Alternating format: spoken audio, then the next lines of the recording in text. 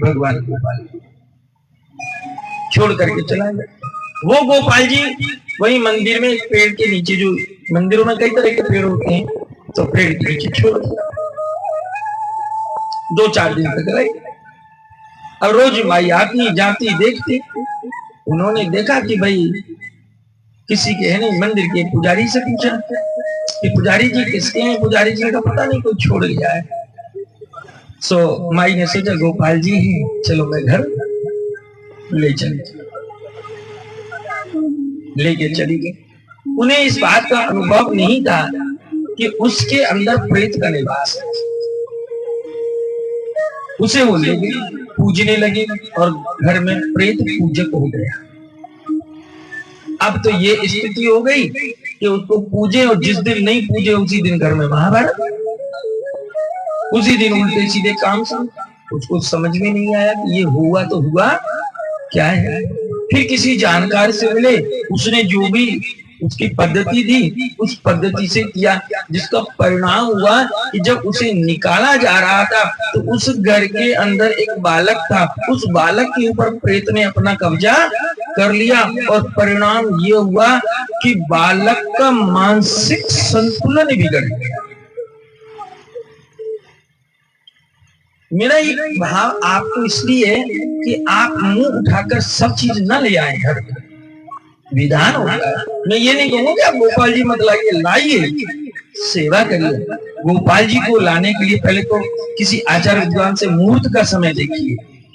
अगर आप ला रहे हैं तो अगर आप कहोगे हमारे जी बाजार से छोटी उनकी क्या प्राण प्रतिष्ठा है, भैया जब उसमें प्राण ही नहीं है तो वो क्या है? शिव है ना, शिव। ई की मात्रा निकालो, शक्ति, ई माने शक्ति। शिव में से शक्ति को निकाल दो, क्या बचा? शव बचा। शक्ति का संचार होना बहुत आवश्यक है। और अगर अच्छी शक्ति है, पॉजिटिव एनर्जी है, तो सैद्धांतिक बात है आपके लिए बहुत लाभकारी है। तो घर में 2 शिव नहीं होने चाहिए, 3 गणेश नहीं होने चाहिए, 3 भगवती नहीं होनी चाहिए। इससे देवपात तो लगता ही है, साथ में हमें वास्तु दोष भी लग जाता है।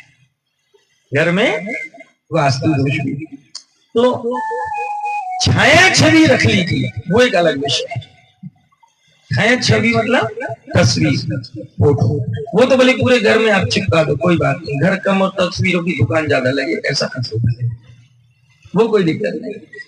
लेकिन विग्रह रखने में सावधानी रखना। विग्रह अगर आपने रख लिया तो समझ लीजिए आप खाली मकान ले आए और गड़बड़। जिसमें शिव की प्रतिमा, शिवलिंग को रखना तो बहुत ही वैदिक पद्धति, क्योंकि वेद तो यहां तक भी कहता है कि शिव का स्थान कभी घर में नहीं होना चाहिए। क्यों? क्योंकि शिव को चाहने वाले सब तरह के लोग शिव के पास। एक बात बताइए, आप कहीं गुड़ पटक दीजिए और 1 घंटे बाद आइए तो क्या होगा? वहां चींटियां लग जाएंगी। क्यों? उनको प्रिय है, मीठा है। ऐसे शिव भी जिसको प्रिय है, तो वो जितनी भी ऊर्जाएं, जो दृश्य अदृश्य शक्तियां हैं, वो कहाँ आएंगी? शिव के पास आएंगी। और जब शिव के पास आएंगी और मान लो कोई उल्टा सीधा कोई बड़ा चीटा आ गया, तो जहां से चिपकेगा वहीं से काट लेगा, तो गड़बड़ हो जाएगी। शास्त्र कहता है कि अगर आप घर में किसी विग्रह को रखते हैं, शिवलिंग को रखते हैं, तो वो 4 अंगुल से ऊपर नहीं होना चाहिए। घर में शिवलिंग अगर रखते हैं तो आपको केवल और केवल 4 अंगुल का, और वो भी या तो गौणलिंग होना चाहिए या नर्मदेश्वर होना चाहिए। बाजार से मूर्तिकार के द्वारा निर्मित शिवलिंग नहीं होना चाहिए। और अगर ऐसा रख रहे हैं तो फिर वो प्राण प्रतिष्ठित होना चाहिए। और अगर आपने प्राण प्रतिष्ठा करवा ली तो फंस गए। फिर तो ये मानो चलते फिरते आपके गले में घंटी बन गई। हाँ, कैसे? हम लोग पुण्य इतना करते हैं और पाप की सूची इतनी बना लेती है। आपने गोपाल जी ले आए, महादेव ले आए। अब एक बात बताइए, आप शादी ब्याह में जाते उन्हें साथ ले जाते नहीं ले जाते? आपके अगर कोई 6 महीने का बच्चा आपके घर में हो और आपसे कहा जाए कि बच्चे को छोड़ के और जाइए शादी ब्याह में, आप क्या करेंगे? शादी ब्याह छोड़ देंगे, बच्चा ना छोड़ेंगे। बस यही विग्रह का खेल है। अगर आपके घर में गोपाल पूजा है, किसी विग्रह की पूजा है, तो ये ध्यान रखिए, अपने मन और मस्तिष्क में बिठा लिए कि ये 6 महीने के बालक के समान है। अगर इसको हमने छोड़ दिया, इसकी सेवा में, इसकी पूजा में, इसके नियम में अगर हमने कमी रख दी तो हमें कहीं ना कहीं अपराध लग रहा है। आजकल भेड़ चाल हो गई है। हाँ, एक भेड़ कुएं में गिर गई, पीछे वाली और गिरी, तीसरी भेड़ गिरने जा रही थी, चौथी भेड़ बोल पड़ी, बहन कहाँ जा रही है? कहा कि कुएं में गिरने जा रही हूँ। कहाँ जा रही हूँ? चौथी भेड़ ने पूछा क्यों, कि कुएं में गिरने क्यों जा रही है? तो तीसरी भेड़ ने कहा कि वो दूसरी वाली गिर गई, कि वो क्यों गिरी कि पता ही नहीं। बस एक लिंग जी गए, पुष्कर जी गए, श्रीनाथ जी गए, सावरिया जी गए, बस सुनीता ने गोपाल जी ले लिए। तो अब सावित्री कैसे रह जाएगी? मेरी पड़ोसन दही खाए तो मुंह पे कैसे सही जाए? तेरे घर में गोपाल है तो मैं भी लेके आऊं, चाहे जाने नहीं कुछ नहीं है? तो ये होड़ा होड़ी और देखा देखी में कई बार बहुत कुछ गड़बड़ कर लेते हैं। ऐसा नहीं करना चाहिए। वही करिए जिसे आप करने में समर्थ हो। बाकी प्रणाम करिए, सबसे अच्छी बात। मंदिर जाइए, बहुत ज्यादा अच्छी बात। सेवा करिए, ये अच्छी बात। घर में अगर विग्रह आप रख रहे हैं तो समझ लीजिए आप बंध गए।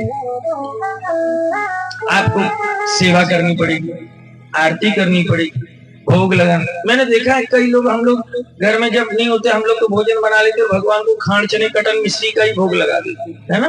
फिर कहते हैं महाराज शुगर हो गई। जब तुम रोज मिश्री खिलाओगे तो शुगर किसको होगी?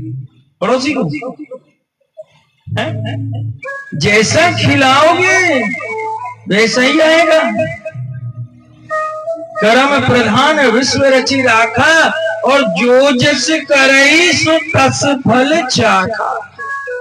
तुम जैसा करोगे वैसा मिलेगा। बोयो पेड़ बबूल को, और पपीता कहां से आया? नहीं आया भैया, कांटा ही निकले। कोहू न काऊ सुख दुख दाता, रामचरितमानस कहती है, कोहू न काऊ सुख दुख दाता, निज कृत कर्म योग सब भ्राता। निज माने स्वयं, कृत माने किए, अपने द्वारा किए गए कर्म का ही हमें भोग भोगना होता है। कोई किसी को सुख और कोई किसी को दुख नहीं देता।